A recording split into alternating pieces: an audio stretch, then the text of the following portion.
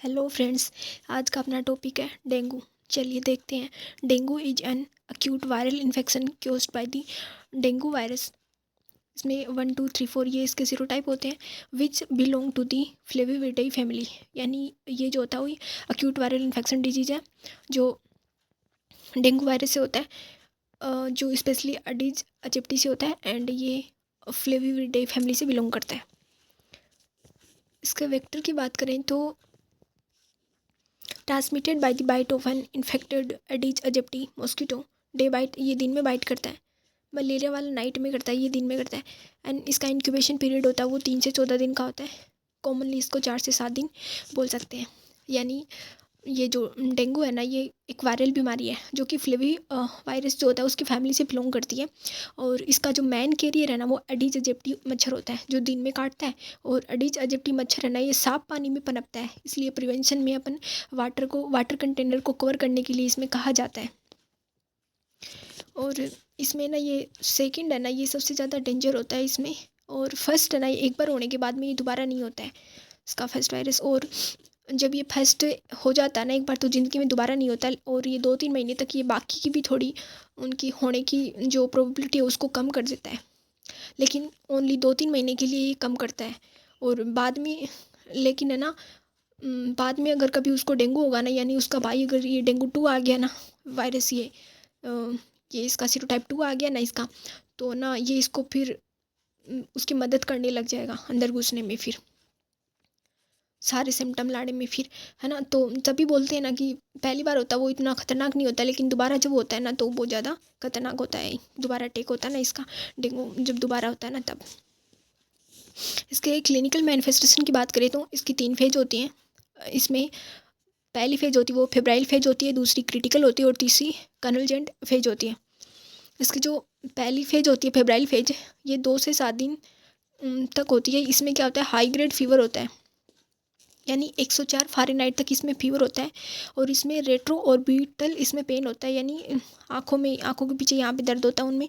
And severe muscles and joint pain होता है इसमें। ब्रेकबोन फीवर इसको बोलते हैं, सेटल बैक फीवर बोलते हैं ना इसको। इसमें ये ऐसा बुखार होता है, यानी इसका बुखार आता है फिर चला जाता है फिर वापस आता है, ऐसे इसमें बुखार आता है, तभी इसको सेटल बैक फीवर। या इसमें हड्डियाँ टूट रही हैं ऐसे, उसको इतना खतरनाक भयंकर उसको दर्द होता है।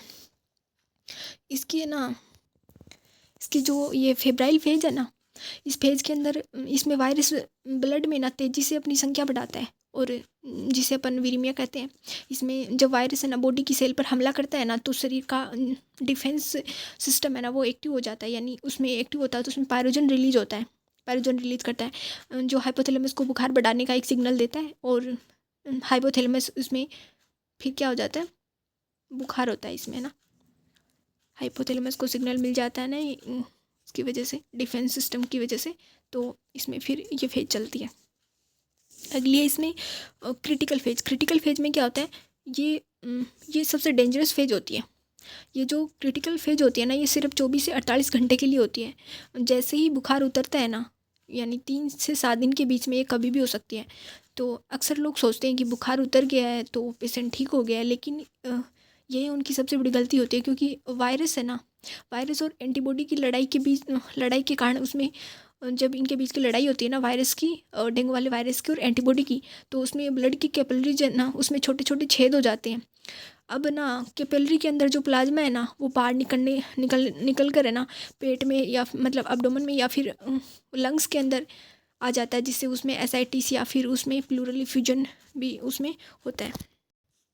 तो ये वहाँ से फ्लूइड निकल कर ब्लड कैपिलरी से और लंग्स में और उनमें जमा होने लग जाता है। और जब प्लाज्मा है ना ये इसमें बाहर निकलता है ना, बाहर निकल गया तो जो ब्लड वेसल्स थी ना उनके अंदर खून गाढ़ा हो जाता है, और इस वजह से ना हेमेटोक्रिट है ना इस फेज के अंदर बढ़ जाता है, और बीपी है ना वो कम हो जाती है, क्योंकि इसमें ये फ्लूइड तो निकल गया, इसकी वजह से फिर बीपी डाउन हो जाएगी और खून गाढ़ा हो जाएगा।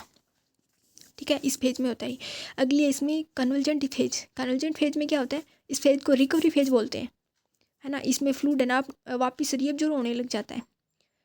इस फेज को ना या इसको रिकवरी फेज भी बोल सकते हैं, या रीअब्जॉर्प्शन फेज भी बोल सकते हो, या फिर कन्वल्जेंट स्टेज भी इसको बोल सकते हैं। इसको ऐसे समझो अब शरीर है ना जीत चुका है, ऐसे समझो। मतलब सब कुछ तो उसने फाइट कर लिया, अब वो जीत चुका है। और जो प्लाज्मा है ना, ब्लड वेसल्स जो बाहर निकला था, वो अब शरीर में ना वापस ब्लड वेसल्स के अंदर खींचना शुरू कर देता है शरीर उसको। और अगर इस फेज़ के अंदर पेशेंट को बहुत ज़्यादा आई फ्लूइड अगर उसमें दे देना, तो पेशेंट के लंग्स में उसमें फिर से पानी बढ़ सकता है, उसमें फ्लूइड ओवरलोड हो सकता है उसमें, क्योंकि वापस तो वो अपने आप जा ही रहा है। और इस फेज़ में ना उसको फ्लूइड नहीं देते हैं इस फेज़ में। इस फेज़ की पहचान करने का ना एक आसान तरीका ये है कि इस फेज़ में ना पेशेंट को भूख लगने लग जाती है अपने आप ही, वो खाने लग जाएगा। और उसकी पल्स भी है ना नॉर्मल होने लग जाती है, जो या फिर थोड़ी धीमी, यानी ब्रेडिकार्डिया अपन उसको बोल सकते हैं, मतलब ऐसे नॉर्मल की तरफ जाने लग जाती हैं।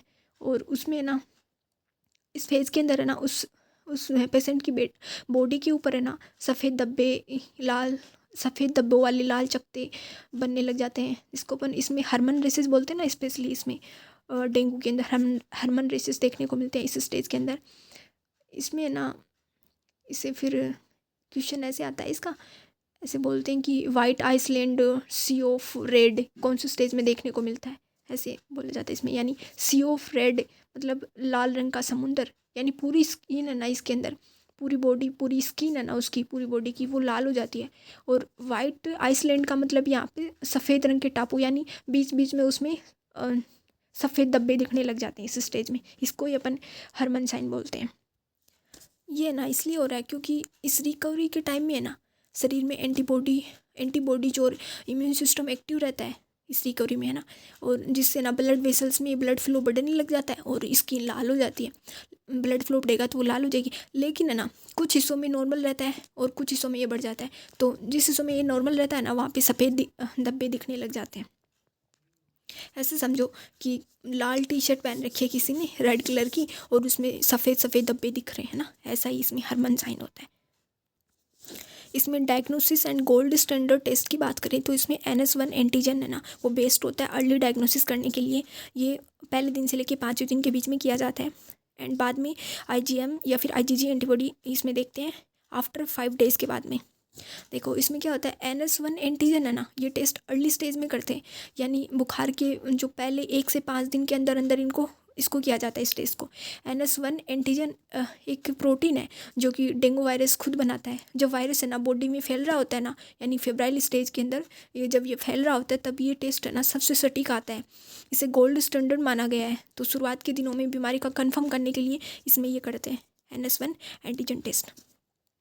ठीक है, अगला क्या है, सीरोलॉजिकल टेस्ट। ये करते हैं IgM IgG वाला। इसमें क्या होता है, IgM एंड IgG एंटीबॉडी जो है ना लेट स्टेज में आती हैं, ये है ना। बुखार आने के 5 से 7 दिन के बाद में ना शरीर का इम्यून सिस्टम है ना शरीर का, वो वायरस से लड़ने के लिए एंटीबॉडी बनाता है, IgM IgG बनाता है। इन्हें ना बनने में थोड़ा टाइम लगता है। इसमें ना IgM पॉजिटिव आती है ना, इसका मतलब है कि अभी करंट में इन्फेक्शन है। और IgG पॉजिटिव आती है ना, इसका मतलब है कि पुराना पास्ट इन्फेक्शन था या फिर उसको दोबारा इन्फेक्शन हुआ है। ये इस पॉजिटिव IgG पॉजिटिव आने का ये सिग्नल है। अगर एक पेशेंट है ना, अगर 1 वीक के बाद में हॉस्पिटल में आए और उसमें ना NS नेगेटिव पाए जा, तो उसमें NS1 एंटीजन है ना ये नेगेटिव आ सकता है। तब है ना उसमें अपन कंफर्म करने के लिए, देखने के लिए कि उसमें पहले इन्फेक्शन हुआ कि अब है कि ये देखने के लिए फिर उस टाइम अपन IgM टेस्ट उसमें करते हैं। अगला है इसमें टोर्निकेट टेस्ट। टोर्निकेट टेस्ट में अपन क्या करते हैं, इसमें ना BP कफ इंस्ट्रूमेंट यूज़ करते हैं। इसमें टोर्निकेट टेस्ट में ना पेशेंट के हाथ पर एक BP कफ बांध कर है ना उसमें सिस्टोलिक और डायस्टोलिक के बीच में प्रेशर रखते हैं। उसमें 5 मिनट के लिए उसको छोड़ देते हैं और कफ खोलने के बाद में ना देखते हैं कि जो कोहनी होती है ना अपनी, उसके आसपास यानी फोर आर्म पर है ना छोटे छोटे उसमें पिटेचे ही बन जाते हैं, उसमें देखने को मिलते हैं उस टाइम। उसमें ना अगर 1 स्क्वायर इंच के एरिया के अंदर है ना 10 से 20 से ज़्यादा उसमें अगर पिटेचे बन रहे हैं ना, तो वो टेस्ट पॉजिटिव होगा। इसका मतलब है कि कैपिलरीज उसकी कमज़ोर है और ब्लीडिंग की उसमें रिस्क है ना। मतलब मेनली है ना ब्लीडिंग के रिस्क उसमें देखने के लिए करते हैं टोर्निकेट टेस्ट। ठीक है, इसमें मेजर कॉम्प्लिकेशन की बात करें तो इसमें डेंगू हेमरेजिक फीवर इसमें मेजर कॉम्प्लिकेशन में आता है। और फीवर के साथ में इसमें डेंगू हेमरेजिक फीवर में क्या होता है, फीवर के साथ में इसमें ब्लीडिंग होती है, साथ में इसमें प्लेटलेट है ना वो भी 1 लाख से कम उसमें चली जाती है।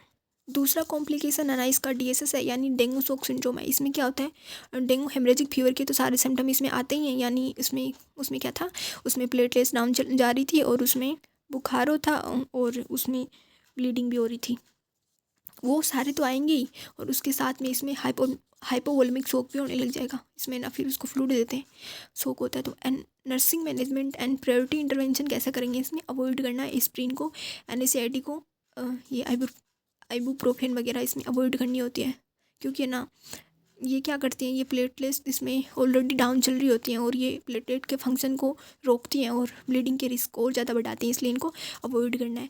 साथ में इसमें ड्रग ऑफ चॉइस के रूप में पैरासीटामोल ये दे दो, पैरासीटामोल, क्योंकि ये क्या करती है, ये फीवर को कम करेगी और प्लेटलेट्स पे कोई ये इफेक्ट डालेगी नहीं, तो ये सेफ़ रहती है। और हाइड्रेशन उसमें मेंटेन रखो, क्योंकि उसकी जो सेकेंड स्टेज और उनमें क्या होता है, उसमें जो प्लाज्मा बाहर निकल रहा होता है उस टाइम उसमें एसिडिटी बढ़ रहा होता है, तो उसमें फ्लूइड की कमी रहती है ना, इसलिए उसमें फिर मेंटेन करो हाइड्रेशन एंड उसके मॉनिटर करते रहो प्लेटलेट काउंट को। इसमें ना 20,000 से कम प्लेटलेट अगर चले गए हैं तो उसमें स्पॉन्टेनियस ब्लीडिंग का खतरा रहता है इसमें टाइम, उसमें ना ये प्लेटलेट्स उसको चढ़ाते हैं फिर। एंड इसमें मॉस्किटो नेट यूज करो, जिससे कि दोबारा उसमें मॉस्किटो काटने का रिस्क ना हो, दूसरों में फैलने का रिस्क ना हो। एंड अवॉइड करो IM इंजेक्शन को, क्योंकि हेमेटोमा बना सकता है, क्योंकि इसमें प्लेटलेट कम है ना, इसकी वजह से। एंड पोजीशन इन सोक के अंदर उसको मॉडिफाइड ट्रेडिलबर्ग पोजीशन दो। इसमें क्या होता है, इसमें ऐसे प्लेट होता है पेशेंट और उसके पैरों को ऊपर कर दिया जाता है, जिससे ना ब्लड सप्लाई ना उसकी बढ़ जाए, उसके हार्ट की तरफ उधर ब्लड सप्लाई थोड़ी बढ़ जाए, से शोक से प्रिवेंट कर सकें, थोड़ा उसको वापस रीगेन करने में मदद करता है।